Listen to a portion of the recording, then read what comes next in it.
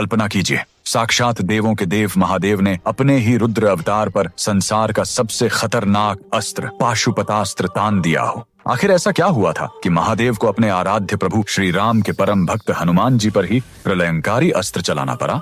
आइए जानते हैं पद्म पुराण की वह महाकथा जो आपके रोंगटे खड़े कर देगी। यह कथा तब की है जब बुराई का अंत करके प्रभु श्री राम अयोध्या लौटे और उन्होंने अश्वमेध यज्ञ का आयोजन किया। अश्वमेध यज्ञ का नियम था कि यज्ञ का घोड़ा जिस भी राज्य से गुजरेगा वहाँ के राजा को श्री राम की अधीनता माननी होगी और जिसने भी घोड़ा पकड़ा उसे राम की सेना से युद्ध करना होगा। इस घोड़े की रक्षा का जिम्मा स्वयं महाबली हनुमान, भरत जी के पराक्रमी पुत्र पुष्कल और शत्रुघ्न जी संभाल रहे थे। श्री राम का घोड़ा कई राज्यों से होता हुआ देवपुर नाम के राज्य में पहुंच गया। वहां के राजा वीरमणि भगवान शिव के बहुत बड़े भक्त थे और महादेव ने उन्हें वरदान दिया था कि उनके राज्य की रक्षा स्वयं शिव करेंगे। लेकिन राजा वीरमणि के बेटे रुक्मांगद ने अनजाने में श्री राम का वह घोड़ा पकड़ लिया। घोड़ा पकड़ते ही भयंकर युद्ध छिड़ गया। शत्रुघ्न और पुष्कल की सेना ने देवपुर में हाहाकार मचा दिया। जब राजा वीरमणि हारने लगे तो उन्होंने मदद के लिए अपने आराध्य भगवान शिव को पुकारा। अपने भक्त की पुकार सुनकर देवों के देव महादेव अपने भयंकर गणों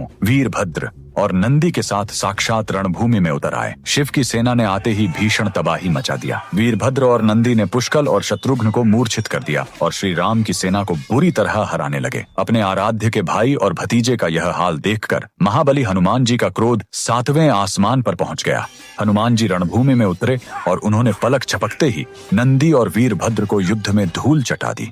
और फिर आमना सामना हुआ दो महाशक्तियों का, एक तरफ साक्षात महादेव और दूसरी तरफ उनके ही अवतार बजरंगबली। इस प्रलयंकारी महायुद्ध से ब्रह्मांड कांप उठा।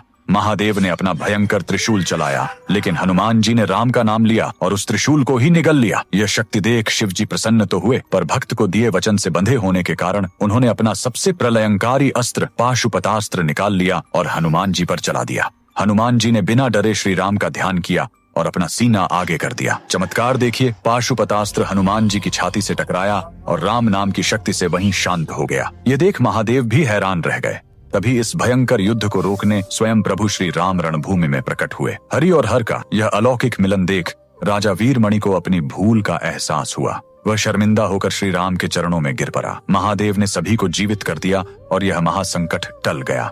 हनुमान जी के सभी भक्त कमेंट में जय श्री राम जरूर लिखें।